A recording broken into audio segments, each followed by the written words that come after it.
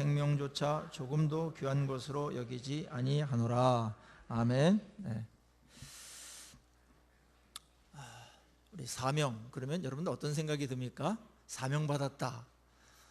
많은 분들이 사명 그러면 뭐 선교사로 가거나 또 아니면 신학교를 가거나 뭐 그런 생각들을 떠올리는 것 같아요. 그런데 그것은 뭐 반만 아는 겁니다. 사명받지 않은 그리스도인들이 없습니다. 어떤 사람은 목회자, 어떤 사람은 선교사로, 또 어떤 사람은 뭐 집사님으로, 또 평신도로 다 이렇게 역할들이 있습니다. 그리고 하나님께서 우리를 살려주신 이유가 뭐예요? 하나님께서 우리가 이 땅에 잠시 동안 있는 동안에 하라고 하신 일들이 있어서 그거 완수하고 오라는 것이지 않겠습니까? 그건 뭐 상식에 속하는 거지, 그걸 또 뭐 하나님께 깊이 금식 기도하면서 물어볼 필요가 어디 있겠습니까? 그래서 사명 있는 자는 죽지 않는다, 그런 말이 이제 나오는 겁니다. 근데 사명은 크게 두 가지가 있어요. 하나는 우리 개인이 목적이 되는 사명이 있는데, 그거는 내가 예수를 믿은 다음에 하나님의 자녀로 예수님을 닮아가는 그런 성화에 대한 그런 사명이 있습니다. 이제 이게 우선입니다. 내가 예수님을 닮아가고 죄 때문에 파괴되었던 하나님의 형상이 예수님의 십자가와 성령과 말씀으로 인해 가지고 날이 갈수록 점점 더 주님을 닮아가고 그렇게 영광스럽게 돼가는 거, 이게 굉장히 중요한 거예요. 존재 자체가 굉장히 존귀해지는 겁니다. 우리 존재 자체가 인격이, 영혼이 아주 이렇게 깨끗해지면서 성숙해져 나가는 것만큼 아름답고 존귀한 일이 없고 주님을 또 기쁘시게 해드리는 일도 없어요. 이게 이제 개인적인 사명이에요. 우리 모두가 구원받은 사람이라면 예 없이 누구에게나 다 있는 거예요. 그 다음에 또 다른 하나는, 이건 인격적인 부분이라면, 하나는 이제 역할, 기능적인 사명이 있는데, 그거는 좀 광범위해요. 하나님의 나라를 위해서, 하나님의 나라와 하나님의 영광을 위해서 우리에게 각자에게 맡기신 것들이 있습니다. 물론 공통된 사명이 다 있어요. 예수 그리스도라면은 공통된 사명이 있고, 그 다음에 그 공통된 하나님의 나라와 그 영광을 위해서 가는데, 각자의 은사나 부르심이나 재능이나 뭐 이런 기회나 이런 것들이 이제 그 목표를 향해서 갈 때 다양하게 우리에게 있는데, 그것을 우리는 특별한 사명이다, 그렇게 보는 겁니다. 일반적인 사명과 특별한 사명이 우리에게 있어요. 그런데 여러분, 이 사명하면은 어때요? 마음에 좋다, 나도 사명자다, 이렇게 하면서 할렐루야 이렇게 뛰어나가고 싶습니까? 아니면 아이고 부담스러워라 이러면서 좀 무거운 짐같이 느껴집니까? 어떤 때는 짐같이 느껴지다가 어떤 때는 할렐루야 하면서 좋을 때도 있고 그럽니까? 왔다 갔다 합니까? 네. 근데 하나님의 이 사명은 물론 부담감이 없지 않아요. 왜냐, 해야 될 일이 있는 거니까. 그리고 짐일 수도 있어요. 십자가일 수도 있어요. 이거는 다른 사람이 져주거나 다른 사람이 대신 해줄 수가 없는 거예요. 나만을 통해서 하는 그 독특한 영역과 독특한 일이 있어요, 다.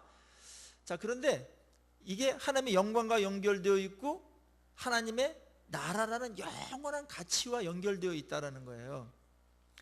자, 그렇게 본다면은, 자, 요거를 단순한 의무나 짐이나 부담감이나 이런 식으로다가 보는 것은 율법적인 관점에서 이제 보는 것이고요. 복음적인 그런 은혜로운 관점에서 이거를 보는 게 더 정확한데, 자, 우리에게 하나님께서 그 온 우주의 만왕의 왕 되시는 그분께서 나를 기억하시고 이 땅에서 내가 이거 하다가 와라, 천국에 와라, 그렇게 어떤 일을 맡기신 거잖아요. 그럼 그분이 나를 맡겼다는 것 자체가 나를 쓰시는 거고 나에게 관심이 있는 거고, 그리고 그것은 우리를 괴롭히기 위해서 그런 게 아니고 뭐예요? 이 땅에 있는 동안에 뭐 심심할까 봐 주는 건 아니지만은 정말 의미 있는 그런 일들을 하나님께서 그거 하다가 오너라, 이렇게 인생을 의미 있게 만드시고, 그 다음에 다른 사람들과 교회와 이런데 존귀하게 복이 되게 하는 것과 연결되어 있거든요, 이 사명이. 그래서 우리에게 그렇게 우리를 사용하시는 겁니다. 그러니까 사명을 받았다라는 거는, 이거는 굉장히 하나님께 쓰임받는 것이고 중용된 것이고 등용된 거라는 면에서 그거는 우리의 인생에 더없는 영광이고, 그거는 가문의 영광입니다. 알았죠? 그렇게 받으셔야 돼요. 예. 하나님께 쓰임받는 게 영광입니까? 아니면 쓰임받지 못하고 그렇게 그냥 이렇게 하다가 인생 가는 게 그렇습니까? 예. 저도 이제 그 어머니도 이제 세상을 이제 떠나시고, 그 다음에 형님도 일찍 가셨는데, 장로님 이제 그 은퇴하고서 1년 있다 가셨어요. 근데 추도식을 드렸거든요, 어저께. 근데 어저께 추도식을 드렸는데 많은 분들이 와가지고 이제 추모 예배를 드리는데, 아, 인생이라는 게 뭐가 남고 그런 거구나, 뭐가 의미가 있고 뭐가 영광스러운 건가. 추모식 하면서 게트로 얘기하는 그 목사님도 얘기하고 거기 있는 분들도 같이 얘기하는 게, 교회에서 사명에 충실했다. 주어져 있는 그 짧은, 어떤 사람은 길고 어떤 사람은 짧은데 다 다르지만은 하나님께서 쓰시는 기간이 다 있지 않습니까? 길이가. 그 동안에 무엇을 했는가가 남는 거고, 나머지는 그렇게 의미가 없더라고요. 그런 걸 보면서 그때는 그것이 부담도 되고, 그 다음에 힘도 들고, 내려놓고도 싶고, 벗어버리고 싶기도 하고, 도망가고도 싶고, 어떤 그런 일이었는지는 모르겠지만은 그렇게 다가올 수도 있어요, 힘들 때는. 근데 그게 없다면 인생은 정말 너무나 허무한 것으로 끝날 수 있겠다, 그런 생각을 하면서, 사명받았다라는 거는 1차적으로 쓰임받는 거고 중용된 거예요. 알았죠? 그런 면에서 쓰임받는 것 자체가 1차적인 성공입니다. 알았죠? 잘하고 못하고는 이제 뒤에 부분이에요. 예. 쓰임받는 게 일단 성공이, 알았죠? 예.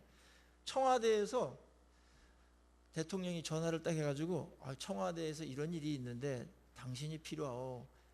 좀 바쁘고 힘들고 물론 어려운 일입니다. 힘겨운 일이긴 하지만 당신이 이거를 감당해 줬으면 좋겠소. 그렇게 전화가 왔다면 튕기겠습니까? 아니면은 아이고 부족하더라도 가지요, 그렇게 하면서 가겠습니까? 아마 튕기는 사람들은 별로 없을 것 같습니다. 예. 물론 이제 그 청와대에서 뭐 이렇게 등용을 할 때 청문회를 통과해야 되기 때문에 그 청와대 사정팀이 있는데 한 70가지 정도를 조사한답니다. 통과해야 되니까. 그런데 검증도 돼야 되니까. 그렇게 가면은 이제 뭐 굉장히 그 통과하지 못할 사람들은 본인이 이제 못하겠다고 이렇게 고사하는 분들도 꽤 있대요. 그렇지만은 본인이 그게 된다면은 얼마나 영광스럽겠습니까? 그런 기회가 뭐 자주 옵니까? 근데 하나님은 우리에게 부족함에도 불구하고 다 용서해 놓으시고, 그거 내가 문제 삼지 않겠다, 그러면서 내가 널 쓰고 싶으니까 내가 이 일을 맡아줬으면 좋겠다. 그렇게 이제 우리를 쓰시는 겁니다. 그것은 우리가 자격이 있거나 1차적으로, 그 다음에 잘 준비되어 있거나 그렇지 않아요. 준비가 제대로 되어 있지 않고 부족해요. 그런데 하나님께서 그럼에도 불구하고 우리를 쓰시는데, 그 쓰실 때 그 부르시는 것을 우리가 어떤 일을 맡기는 것을 사명이다, 이제 그렇게 이야기합니다. 사명. 예. 그래서 하나님께 우리가 어떤 쓰임을 받을 때 이제 이런 생각을 가지면 좋겠어요. 내가 잘나서 하나님께서 부르시는 게 아니다, 또 내가 어떤 자격이 있어서 부르시는 것 아니다라는 거, 이거는 우리가 다 고백할 수가 있는 거죠. 어떤 분들은 하나님은 참 복도 많으셔, 나 같은 일꾼을 다 갖고 계시고, 이런 이제 생각을 하시는 분들이 혹 있는 줄 아는데, 하나님 늘 우리 등용해 놓고서 골치 많이 아프세요. 뭐 하는 게 다 일만 저지르지 어쩌다가 하나 잘해요. 어쩌다가 하나 잘하고, 어쩌다가 정말 순수하게 주님만을 위해서 해요. 순도 높은. 다 지일해요. 하나님을 한다고 그러면서 다 자기 영광, 자기 자존심, 자기 이렇게 영향력 이런 거 있어요. 그런 육적인 것들이 오니까 이제 그런 것들을 이제 동기로 해가지고 할 때가 많고, 섞여 있죠. 막 이렇게 섞여 있죠. 성령 충만하면 이렇게 좀 깨끗하게 이렇게 하다가 또 성령이 충만하지 않고 또 은혜가 약하면 또 육적인 어떤 그런 거로 막 해가지고 일도 저지르고, 그 다음에 또 하나님의 일을 한다고 하는데 하나님의 영광도 가리고 그런 일들도 많습니다. 근데 하나님은 그럼에도 불구하고 어느 누구 하나 구원해낸 사람들에게는 사명이 없는 사람이 없다라는 거예요. 왜냐하면 효율성 때문에 한 건 아니니까. 그 사람이 사랑스러워서 이 땅에서 의미 있는 삶을 살아야 되잖아요. 그리고 뭐예요? 이 땅에서 가치 있는 삶이 돼야 되잖아요. 그리고 이 땅에 있는 동안에 어떻게든지 상 받을 기회를 줘야 되잖아요. 상 받을 기회. 그래가지고 하나님께서 써주시는 거예요. 자격 없어요. 하나님께서 써주시는 거예요. 그리고 자격이라고 하는 것은 하나님께서 성령도 주시고, 그 다음에 동력자도 주시고, 그 다음에 말씀도 주시고, 은혜도 주시고, 지혜도 주시고, 다 공급하셔가지고 그것 갖고 하라는 겁니다. 우리가 뭐 만들어가지고 내 거 갖고 막 하는 게 아니에요. 하나님께 주신 것을 활용해가지고 그거 하도록 다 공급해 주시고, 부족한 게 있다면 능력도 주시고, 뭐가 필요하다면 하나님께서 공급해서라도 그걸 주시고, 사람이 필요하면 사람 붙여주시고, 그 다음에 또 뭐 돈이 필요하다면 돈도 하나님께서 주세요. 기회도 주시고 지혜까지 주시니까 거기다가 뭐 성령까지 주셔가지고 맡기는데 우리가 뭐 하나님 아버지 앞에 튕길 일이 뭐가 있으며 또 그런 것들을 갖고서 우리가 또 교만할 그런 입장에도 있지 않습니다. 자, 사명은 하나님께서 우리를 존귀하고 의미 있고 인생이 가치 있고 어떻게든지 마지막 날 상 받게 하고 또 이 땅에서 복되게 하기 위해서 하나님께서 우리에게 주신 놀라운 은혜 중에 하나라는 것 꼭 기억하십시오. 네.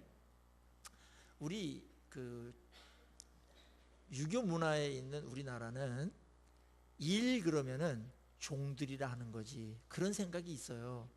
그래서 일을 안 하고 그냥 이렇게 놀면서 돈 버는 거를 최고의 복으로다 여기는 이제 그러한 가치관이 자리 잡아 있습니다. 그래서 군대 가면은 최고의 관심사가 뭐냐면 훈련병서부터 어떻게 편안하게 지낼까 항상 그 생각이에요. 모든 얘기가 그 생각이에요. 예?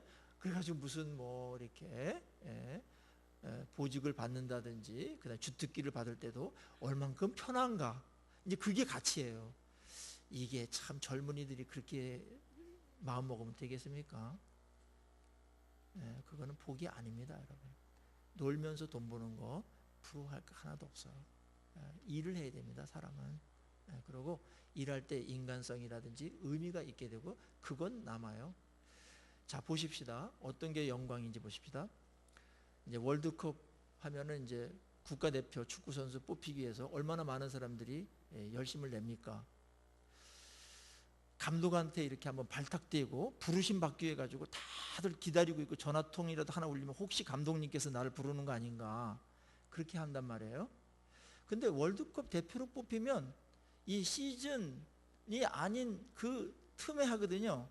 그때 다른 사람들은 다 휴식도 가고 뭐 가족들하고 할 게 있는데 뭐 태릉 선수촌이라든지 저쪽 파주 가면은 그 축구 훈련장이 있어요. 거기 가지고 그냥 진짜 막 그 시즌 때보다도 더 많은 땀을 흘리고 고생을 하고 그 다음에 얼마나 그 부담감을 가지면서 게임을 준비하는지 모릅니다. 거기서 한번 잘못했다거나 막 역적이 되다시피 막 하려고 그러지 않습니까? 그런데 여러분, 월드컵을 할 때 자,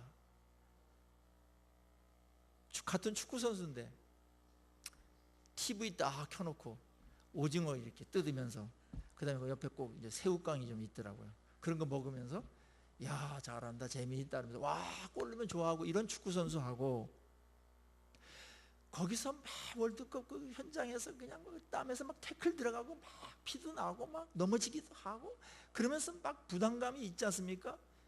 그 터질 듯한 그런 어떤 그 중압감이 있지 않겠어요? 그러면서 막 뛰는 선수하라 누가 더 행복하겠습니까? 누가 더 의미가 있겠습니까? 제정신이라면 축구 선수라면 누구든지 다 집에서 아무리 편하고 아무리 오징어에다가 땅콩에다가 거기다 추가로다가 뭐 이렇게 호식이 2마리 치킨 갖다, 이거 이제 PPT가 아닙니다. 예. 그걸 갖다 놓는다 하더라도 나는 저 사람보다 훨씬 나아, 이런 사람이 누가 있겠습니까? 고생이 되더라도 뛰어야 되는 겁니다. 그리고 벤치에 앉아 있는 것만 뛰는 게 낫습니다. 그리고 뽑히지 않는 것보다는 그래도 벤치에 앉아서라도 있는 게 나은 거고, 굉장히 중요한 거예요. 하나님께 쓰임 받는다라는 것은 이런 존귀함과 영광으로의 부르심이거든요. 그리고 우리는 실력이 없어요. 그런데 하나님께 등령해가지고 너 한번 들어가 봐라 이래가지고 했는데, 가만히 서 있는데 코너킥 날아가지고 어떻게 잘못 맞아가지고 꼬링도 넣게 되고 이런다는 거예요. 그게 우리가 일이 되는 겁니다. 아셨죠? 우리가 잘나서 된 거 거의 없어요. 하나님께서 그냥 어떻게든지 그 작은 순종이라든지 작은 어떤 그런 그 애씀을 통해 가지고 하나님께 그걸 갖고 일을 만드시고 하나님 나라가 확장되게 하시고 그렇게 하시는 과정 중에 있는 줄로 믿습니다. 저도 이제 목회를 하면서 제 마음속에 양심 고백을 하면, 하나님께서 나 같은 자를 참 이렇게 그만 쓰시고 그냥 버려도 될 것 같은데, 이거 진심이에요. 그냥 겸손한 척 하려고 그러는 게 아니에요. 제가 거의 매일 기도하는 내용 중에 하나, 감사하는 내용인데, 하나님께서 저를 내치지 않고 이렇게 또 쓰시고 설교하도록 하시고 또 교회 일하게 하신 것 정말 감사합니다. 하나님은 정말 자비하시고 인자가 무궁하시고 참 오래 참으시고 부족하지만 만들어 가시면서 일하시는 하나님께 제가 얼마나 감사하는지 모릅니다. 아마 대부분 저와 같은 그런 입장의 애들 많이 계시지 않겠나, 그런 생각을 하게 됩니다. 자, 이제 우리가 이제 다 사명을 받았기 때문에 이제 가능하면 우리 입장에서는 어떻게든지 좋은 자세로 좋은 태도로 이 사명을 잘 감당하다가 주님께 가야 되지 않겠습니까? 그리고 그런 것에 따라 가지고 열매라든지 내용이 좀 많이 달라져요. 인격이기 때문에. 근데 오늘 본문은 사도 바울의 오랜 그런 사역, 그 다음에 사명을 받은 자의 태도가 어떠한 것이어야 되는가에 대해서 바울 스스로가 사명자로서 지금 에베소 교회 장로님들 앞에서 설교하는 대목인데, 그렇게 감동적이고요. 그의 그 사역을 이만큼 아주 잘 요약해 놓은 그러한 본문이 없을 정도로다가 굉장히 눈여겨봐야 될 그런 부분입니다. 이거는 모든 사람들이 사역자라는 측면에서, 사명받은 자라는 점에서 우리가 눈여겨봐야 되고 또 우리 것으로다가 또 만들어야 될 그런 필요성이 있는 본문이라고 봅니다. 자, 19절이 가장 잘 요약되어 있어요. 19절 한번 같이 한번 읽어보겠습니다. 시작. 곧 모든 겸손과 눈물이며 유대인의 관계로 말미암아 당한 시험을 참고 주를 섬긴 것과, 20절, 유익한 것은 무엇이든지 공중 앞에서나 각 집에서나 깹이 없이 여러분에게 전하여 가르치고, 이랬습니다.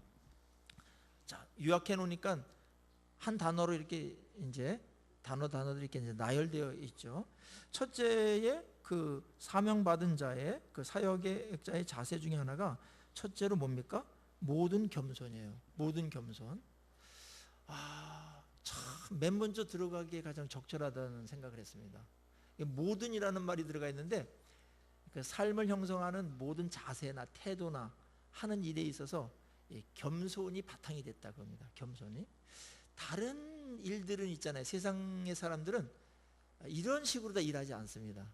뭐 이런 게 있으면 좋지만은 대부분 뭐 자기 자랑과 자기 과시와 자기 PR과 막 그러면 자기 몸값을 올리면서 영향력도 이렇게 좀 발산하고 이렇게 하지 않습니까? 근데 하나님께 사명을 받은 자들의 첫 번째 아주 좋은 자세는 모든 겸손입니다. 겸손은 뭐냐면, 아까도 조금 말했지만 나 같은 자를 하나님께서 쓰셨다, 이런 이제 입장에서 일하는 겁니다. 감사함으로. 그래서 이런 면에서 보면은 디모데전서 1장 12절 한번 보세요.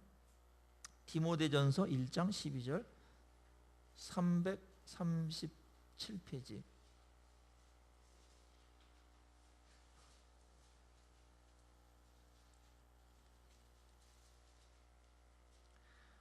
자, 거기 보면 12절 제가 읽겠습니다.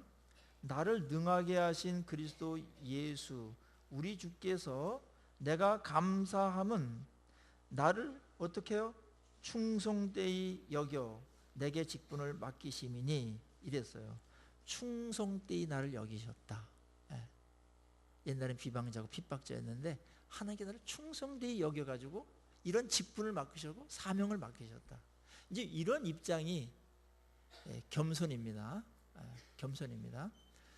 사실은 바울이 이렇게 안 하더라도 다른 사람을 하나님께 쓰셔가지고도 얼마든지 할 수가 있었습니다. 이제 이런 입장에서 나 아니면 안 돼 이렇게 생각하지 않았어요. 하나님이 나 같은 걸 써주셔가지고 충성되지도 않았는데 충성되이 여기셔가지고 하나님께서 이렇게 나를 귀한 직분을 맡기셔 주셨구나. 이제 이렇게 하는 것이 겸손입니다. 두 번째는 겸손은 어느 때 오냐 하면은 내게 주어진 이 모든 것이 하나님께로부터 주어진 것이다. 그런 입장을 갖는 것이 그게 겸손이에요. 그러니까 어떤 일을 할 때 하나님의 성령도 주시고 은혜도 주시고 기회도 주시고 건강도 주시고 뭐 이래가지고 뭐 일이 되지 않습니까? 열매가 있고 일이 이루어지는데 그때 우리가 교만해질 수가 있어요. 왜냐하면 나를 통해서 했기 때문에 나를 사용해서 했기 때문에 내가 한 것처럼 본인은 여겨지기가 쉬워요. 이 부분을 바울은 늘 긴장하면서 내가 한 게 아니고 난 도구에 불과하며 하나님께서 나를 통해서 하셨다. 이제 이런 설명과 해석과 이런 태도가 뭐예요? 겸손입니다. 겸손. 하나님께서 다 하셨습니다. 진정으로 이러한 진정성 있는 고백을 할 수 있는 분이라면 굉장히 겸손한 분이에요. 근데 이거 굉장히 힘들어요. 생각보다. 말은 그렇게 하는데 말도 그렇게 하기도 쉽지 않은데 말은 그렇게 하지만 진정성이 실린다라는 거는 굉장히 어려운 고백이에요. 그래서 저도 어떤 일을 하고 또 그다음에 뭐 쉽게는 이런 거죠. 설교를 이렇게 했을 때 어떤 분들이 또 은혜 받고 이렇게 그러시는 분들 있잖아요. 변화가 일어나고 그런 분들이 있잖아요. 근데 그때 교만해질 수가 있어요. 내 설교를 듣고서 저랬구나. 물론 나를 통해서 하나님께서 하신 거 맞죠. 근데 이게 성령께서 아니면 꽝입니다. 암만 준비를 잘해도 사람이 변하지 않습니다. 성령께서 역사하지 않으면 은혜가 되겠습니까? 안 됩니다. 근데 그렇게 대단한 설교가 아닌데도 하나님께서 은혜 받게 하시고 또 사모하게 하시고 또 하나님 말씀으로 받게 하시고 그래서 변화되게 하시고 이런 것들은 말입니다. 다 하나님께서 하신 거예요. 다 하나님께서. 교회가 부흥하는 것도 마찬가지입니다. 가정이 행복한 것도 마찬가지입니다. 이 하나님께서 겸손한 자에게 은혜를 베푸시는 줄로 믿습니다. 그래서 은혜가 계속 흘러가게 하는 것은 겸손한 거예요. 하나님께서 모든 것을 주시고 나는 거기에 참여하는 것이며 그리고 하나님께서 아주 주인 되셔가지고 그걸 주도적으로 이끌고 가시는데 나를 부족함에도 불구하고 나를 사용하신 거다. 그렇게 나를 무지 사랑하니까 우리는 어떤 입장이 들어요? 자꾸 사랑하고 존귀하게 만드니까 하나님 나 없으면 큰일 나나 보다. 이런 생각을 하게 된단 말이에요. 우리 어린이들 보면은 부모님이나 이제 할머니, 할아버지들이 오냐 하면은 본인이 대단해가지고 그런 것처럼 어떻게 합니까? 나 이렇게 하면 나 밥 안 먹어? 이러면서 이제 하잖아요. 본인이 얼마나 착각하고 있는지 몰라요. 그럼 밥 먹어야지. 귀하신 분이 밥 먹어야지. 이런 식으로 하면서 밥을 먹이잖아요. 근데 하나님 앞에서도 그런 분들이 꽤 많아요. 하나님 저 그러면은 일 안 할 거예요. 막 이러면서 정 그러시다면 진짜 일 안 할겠죠. 저도 승질 있는 사람입니다. 이러면서 하나님 나 없으면 아마 굉장히 속이 타실 거야. 나같이 귀한 이렇게 복덩어리가 왔는데 하나님도 아마 속상하실 거야. 나한테 맞추실 거야. 이런 이제 생각이 바로 이제 교만한 생각이라고 볼 수가 있습니다. 근데 그건 여러 가지로 표현이 되니까 어디까지 이르렀든지 여러분들 무엇을 이루었든지 꼭 기억하십시오. 겸손. 그러면 하나님께서 계속 은혜를 베푸세요. 교만하면은요 은혜의 통로가 파이프가 막혀버려요. 그래서 인간적인 게 계속 나와요. 세상적인 게. 그건 하나님의 일이 아닙니다. 그때부터는 이 겸손한 분이 가장 아름답고 하나님께서 가장 진짜 아주 귀하게 여기는 일꾼이 있다면 능력 많은 사람도 아니에요. 어떻게 보면 충성스러움도 아니에요. 그 나중에요. 첫째가 뭐냐면 겸손입니다. 그러면 하나님께서 겸손하다면 모든 걸 만들어 가실 수 있어요. 예. 이게 또 진실이잖아요. 우리가 겸손해지려고 그냥 사실도 아닌데 그냥 겸양지덕으로 하는 게 아니잖아요. 사실이 그렇잖아요. 그러니까 겸손은 겸손해지려고 하지 마시고 동양적인 겸양지덕을 하지 마시고 이 모든 게 어떻게 이루어진 건지 어떻게 나한테 주어진 건지를 진실되게 확인하는 데서 겸손이 온다는 겁니다. 그거는 굉장히 중요한 발견이며 확인입니다. 하나님께서 나한테 이렇게 은혜를 베푸시고 사실은 뭐 등용은커녕 지옥 가야 마땅할 난데 할 일 봐가지고는 죄값을 주님께서 다 치르시고 참 하나님은 얼마나 대단하신지 우리의 죄값을 다 치르시고 그리고 우리를 아주 존귀하고 의미 있게 만드시려고 또 일도 같이 하시고 그렇게 사용해 주신다라는 거 그게 겸손인 것입니다. 우리 끝까지 겸손한 그런 영성으로 하나님께 계속 아름답게 쓰임받고 주변 사람들에게 복이 되는 우리 모두가 되기를 축원합니다. 사탄이 가장 시험하기 어려운 사람이 겸손한 사람이에요. 뭐 흔들어도 자존심을 건드려도 뭐 그러면 그렇지 뭐 그렇게 하면 되지 뭐 이러면서 하고 교만해야 쓰러뜨리는데 겸손한 사람은 어떻게 할 수가 없어요. 그래서 아주 그 겸손한 사람만큼 안정돼 있고 아름다운 그런 사람이 없습니다. 그리고 일이 되게 합니다. 하나가 되게 하는 데 있어서도 빌립보서 4장 1절에도 하나가 되는 데 있어서 모든 겸손과 이게 맨 먼저 나오거든요. 아름다운 거예요. 최고의 영성입니다. 겸손하다는 건 나를 알고 하나님을 아는 거예요. 지금 여기 있는 모든 상황을 하나님의 관점에서 해석해 낼 수 있고 설명해 낼 수 있기 때문에 그래서 겸손해질 수가 있는 겁니다. 겸손한 자는 망하지 않습니다. 우리의 대부분의 연단은 교만한 자를 낮추는 겸손하게 만드는 데 다 연단의 시간들이 대부분 그렇게 사용되잖아요. 이거 하나만 되면 다른 것들은 다 딸려오게 됐어요. 모든 겸손. 그 다음에 두 번째가 뭐예요? 눈물이며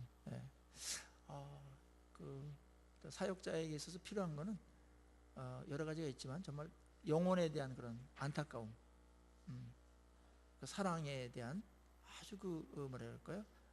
연민 같은 거 있어야 됩니다. 주님도 많이 우셨어요. 그 영혼과 미래에 대해서. 그래서 너희들이 나를 위해서 울지 말고 너희 자녀들을 위해서 울라고 그렇게 말했습니다. 그 어머니의 그 눈물 어린 기도 주님께서 꼭 기억하십니다. 우리 아버님들은 이렇게 눈물은 자주 안 흘리시지만 그래도 한 번 흘리면 굉장히 의미 있는 그 눈물을 흘리시고요. 자녀들을 위해서 또 미래를 위해서 또 한국 교회를 위해서 이렇게 눈물이 있어야 됩니다. 눈물이 메마르면은 이 사역이 메마르게 되어 있습니다. 정말 영혼을 사랑하고요. 정말 그러면 이렇게 됐으면 좋겠는데 이렇게 안 되고 막 그러니까 마음에 안타까운 마음에서 눈물이 있고요. 눈물로다가 이 바울이 아버지의 마음으로 에베소 사람들을 많이 권면하고 이제 그랬던 것들을 보게 됩니다. 그리고 바울에게 있어서 그 사명자의 자세로 가장 또 두드러진 것 중에 하나가 많은 그런 시험을 참고 주를 섬긴 것입니다. 유대인들에게 얼마나 많은 그 핍박을 받았는지 모릅니다. 40에 하나 감한매를 5번 맞았습니다. 그러니까 이제 40대 이상을 법적으로다가 못 때리도록 했거든요. 사람 죽을까봐 39대를 맞는 걸 5번 맞았다. 뭐 이 이외에도 많은 그 시험이 있었고요. 근데 그거를 인내했다라는 겁니다. 사명자가 굉장히 끝까지 그 사명을 완수하기 위해서 해야 될 태도 중에 하나는 이 어려움들을 참는 겁니다. 뭐 매사에 그런 것들이 있겠지만 사탄은 끝까지 못 가게 해요. 사명을 완수하지 못하도록 해요. 잘 가다가 시험에 들어가지고 포기하게끔 만들고 하고. 그런데 바울은 이런 시험이었어요. 유대인들이야말로 정말 자기를 도와줘야 될 사람들인데 계속 중상모략하고 헐뜯고 재판에다가 소송 걸고 막 해방을 하고 막 노골적으로 그런 이제 일들을 유대인들이 했는데 그 모든 시험을 내가 다 참고 주를 섬겼다. 이 사명자에게 있어서 굉장히 중요한 자세는 사명 자체가 목적이 되고 그것이 잘 된다면 다른 것들은 문제가 안 된다는 생각을 가는 게 가장 좋은 헌신입니다. 예. 그걸 충성이라고 말합니다. 근데 우리는 사명을 완수하면서 가려고 하는데 거기에 뭐 지만 똑똑하나 뭐 지만 하나 뭐 여러 가지 뭐 하여튼 인정도 안 해주고 협력 안 해주는 것까지야 참겠는데 비방을 한다든지 도와줘야 될 사람들이 거기서 태클을 건다든지 그러면은 내가 뭐 놔줘라고 하나 그러면서 누가 알아주기라나 이러면서 이제 그만두려고 하는 생각들이 있거든요. 이제 여기 이제 시험이에요. 이제 자기에게 집중한 거죠. 자기 감정에 이제 충실한 거죠. 사명자는 그 사명 자체가 목적이 되고 그것만 이루어진다면 나는 어떠한 수모를 당하고 어떤 자존심에 어떤 상처가 당하더라도 뭐 어떤 말이 옆에서 아무리 하더라도 나는 끄떡하지 않고 그것만 되면 된다. 그렇게 가는 게 아주 좋은 사명자의 태도입니다. 예수님이 그러셨어요. 십자가 져서 온 민족을 온 나라를 백성들을 구원해내는 게 하나님의 뜻이었기 때문에 그게 사명이잖아요. 그래서 자기를 해코지하거나 뭐 이렇게 뭐 모욕을 하거나 그런 거에 대해서 초연하게 갑니다. 그거 있을 수 있다. 그게 내 사명을 방해하지 못한다.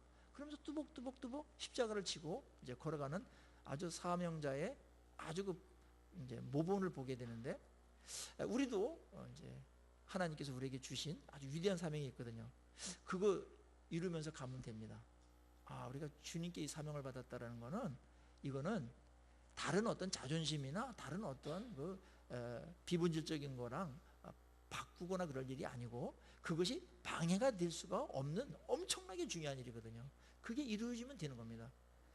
저는 이제 애국도 그렇다고 봐요. 이제 저는 그런 면에서 이순신 장군이 참 충성의 좋은 역사의 모델을 보여줬던 것 같아요. 본인이 강등이 되든 원근과 같은 그런 어떤 그 간신들에 의해서 모함을 받든 할 일을 하는 겁니다. 이게 충성이죠. 뭐 열심히 했는데 알아주지도 않고 뭐 협조도 안 해주고 뭐 거기다가 이 뭐 훈장을 못 줄 망정 뭐 강등을 시켜 때려치자 뭐 이러면서 이순신 그랬더니 이순신이 아니죠. 근데 나란 일을 할 때도 그런 사람들이 충신이듯이 하나님의 나라를 할 때도 이런 예수가 굉장히 필요한데 바울이 아주 이런 데 모범을 보여줬어요. 참 귀합니다. 이런 사람들에 의해서 하나님의 이 일은 계속해서 지속되었고요. 그리고 우리에까지 온 겁니다. 여기 얼마나 많은 핍박과 환란이 있었겠습니까? 그렇죠. 그걸 뚫고 나갔기 때문에 여기까지 전달이 된 겁니다. 이런 시험들이 우리에게 때때로 심각하게 올 때도 있습니다. 그때 하나님께 묻고 제가 어디에 더 충성을 해야 됩니까? 물으시고 하나님 나라에 더 유익이 되는 쪽으로다가 갈등은 있으시겠지만 그렇게 결정하시기를 간절히 축원합니다. 사탄이 계속해서 우리의 마음을 까불러요. 이 등신아, 뭐 간도 없냐, 쓸개도 없냐? 그래서 너 봐라. 계속 사람들이 너 그럴까, 너 그렇게 할 거다 막 이러면서 그걸 그만두게끔 하는, 내려놓게끔 하는 그런 일들이 예수님에게도 있었지 않습니까? 하나님의 아들이고도 한번 내려와 봐라 십자가에서 너나 한번 구원해 봐라. 이런 얘기들이 오늘날 우리에게도 동일하게 이제 사탄이 우리의 마음과 감정을 막 부글부글 끓게 만드는 일들이 있다는 겁니다. 근데 어려운 가운데서 또 하나님의 일을 할 때 또 일이 되면은 그게 굉장히 또 영광스러워요. 알았죠? 어려운데 골키퍼가 너무나 잘 보는 골키퍼, 세계적 골키퍼한테 페널티킥 넣어서 이기는 거하고 빈 골대에다가 이렇게 넣는 거랑은 좀 차이가 있지 않습니까? 어떤 어려운 가운데 하나님 안에서 인내하면서 겸손함으로 막 그거를 이루면은 그게 있잖아요. 작은 일인데도 어떻게 되냐면 하나의 감동이 되고 충격이 되고 모델이 돼요. 많은 사람에게 힘과 격려를 주기 때문에 여러분 한 명 한 명의 그러한 일관성 있는 그런 견딤과 오래 참음은 그 자체로서도 굉장히 중요한 메시지가 된다라는 것 꼭 기억하시고 좀 더 오래 참으시기를 주의 이름으로 축원합니다. 이거 멋있어요. 그리고 바울에게 있어서 굉장히 중요한 내용이 24절에 나오는데 한번 같이 한번 읽겠습니다. 그의 고백이고 결단이죠. 시작. 내가 달려갈 길과 주 예수께 받은 사명 곧 하나님의 은혜의 복음을 증언하는 일을 마치려 하면은 나의 생명조차 조금도 귀한 것으로 여기지 아니하노라. 아멘. 예. 예루살렘을 가야 되는데 거기서 어떤 일 당할지 몰라요. 근데 성령께서 환난과 핍박이 있다고 그랬어요. 거길 통해서 핍박을 받고 주 예수의 몸으로다가 로마까지 가는 겁니다. 근데 성령께서 계속 글로 가라 그러는 거예요. 성령의 이끌림을 받아가지고 이 정도 고난 받았으면 면제시켜 줄 수도 있는 것 같은데 그런 안타까움이 우리에게 있고요. 그렇죠. 근데 하나님께서 너 사명 완수하기 위해서 예루살렘에 올라가라. 그래서 글로 갑니다. 근데 이제 그 에베소에 있는 사람들이 막 말리죠. 가지 말라고 울면서 막 말리는데 이거는 인간적인 정으로다 가는 거고, 알았죠? 바울은 그거 알아요. 그리고 두렵기도 하고 또 피하고 싶어요. 근데 성령께서 계속해서 가라고 그러는 거예요. 마음에. 그건 이제 성령의 이끌림을 받는 거예요. 근데 성령의 이끌림과 정으로 하는 것이 충돌할 때가 있습니다. 알았죠? 이때는 이제 하나님 안에서 잘 묻고 좀 힘들더라도 그 길을 이제 가는 건데요. 사명자의 길이죠. 그렇게 갑니다. 그리고 하나님께서 또 예수께서 나에게 주신 이 사명, 그거를 내가 완수하기 위해서는 내가 생명조차도 조금도 아끼지 않겠다. 귀한 것을 여기지 않겠다. 이렇게 하면서 갑니다. 참 놀라운 고백이죠. 물론 막 호언장담하고 막 이런 게 아니고 일관성 있게 꾸준히 가는 거, 이게 오늘 사명자의 굉장히 중요한 부분으로 이제 부각시키고 있습니다. 어떻게 여기까지 올 수가 있을까? 그 기독교 심리학자죠. 사랑의 기술이라는 아주 그 명절을 지은 그 에리 프롬이라는 그 심리학자가 있습니다. 교수이면서 이분이 인간은 두 가지의 생활 양식을 갖고 있다. 하나는 소유 생활 양식이 있다. 소유 생활 양식, 소유적 생활 양식. 그건 뭐냐면 뭐 돈을 벌고 어디 위치에 올라가고 뭘 장만하고 확보하는 것으로 자기 존재를 확인하고 그걸 의미 있게 여기고 그걸 성공이라고 보고 그걸 출세라고 여기는 그런 존재 양식이 있어요. 알았죠? 존재 양식. 소유적 존재 양식. 대부분의 세상 사람들은 다 이걸 갖고서 모든 걸 평가해 버립니다. 그런데 그렇지 않은 존재 양식이 하나 있는데 그게 뭐냐 하면은 그냥 그 존재적 양식이 있어요. 존재적 양식. 이건 뭐냐면은 내가 존재함으로 인해서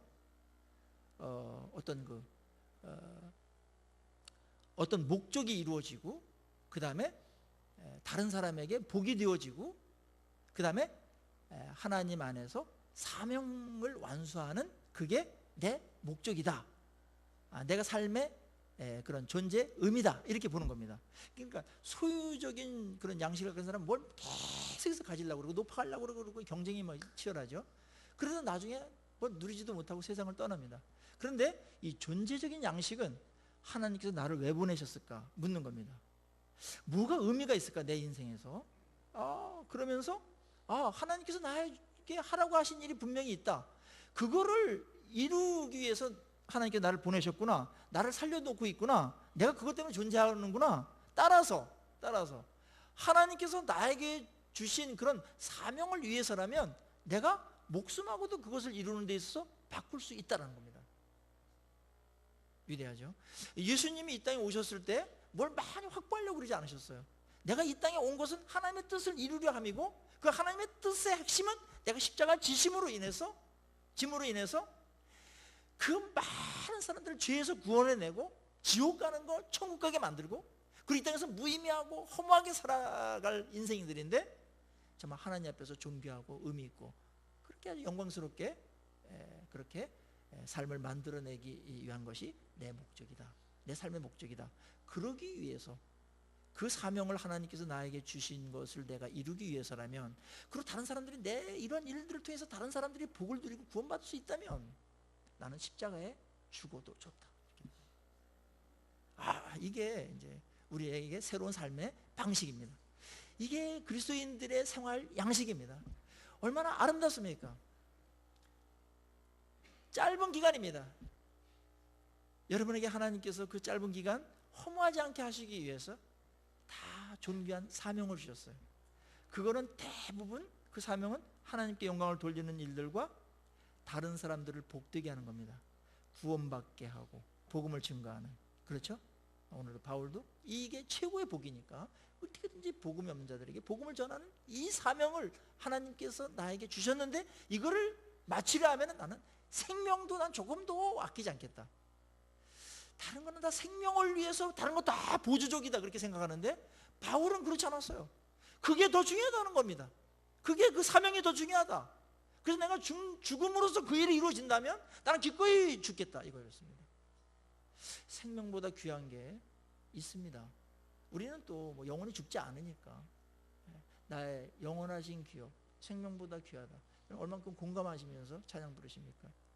우리의 사명, 사실은 나를 이 땅에 보내신 목적, 존재 이유가 그거라면 그거를 위해서 나의 삶을 거기다 맞추면서 살아가는 것, 그것이 죽음일지라도 말입니다. 그것은 위대한 것입니다. 오늘 우리 그리스도인들은 너무나 많은 것들을 하나님께 보장받고 살아갑니다. 천국이 일단 보장되어 있고, 그리고 하나님께서 우리 편이 되어주셔서 필요한 것들을 다 공급해 주시고 또 보호하시고 생을 책임져 주시는 그런 것들을 보장받고 살아갑니다. 거기에 우리가 또 사명이 있습니다. 주님께서 이 많은 것들을 책임져 주실 때에는 그냥 놀고 먹다가 그게 아니라는 거 우리 다 알고 있지 않습니까? 하나님 안에서 각자가 맡은 사명들이 있으실 것입니다. 거기에 어려움도 있을 것입니다. 그렇지만 그것이 우리를 복되게 하고 존귀하게 만들고 나를 나답게 만들고 그리고 많은 사람들에게 건강한 영향력을 끼치고 그리고 복이 되게 하는 것과 연결되어 있지 않습니까? 그 사명을 다시 한번 우리가 되새기고 확인하고 이 길 정말 아름답고 의연하게 끝까지 가서 주님께 칭찬받는 우리 모두가 되기를 주의 이름으로 축원합니다.